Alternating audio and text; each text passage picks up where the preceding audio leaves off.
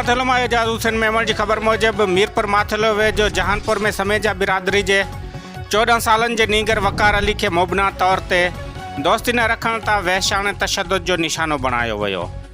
Nigger के वारसन मूजिब education department के officer Zahid Shah के पुटन जवाद शहजाद नियाज शाह पंहिंजे 15 साथियों से गॾिजी नीगर के हिरासा कयो ऐं मथस तशद्दुद कयो।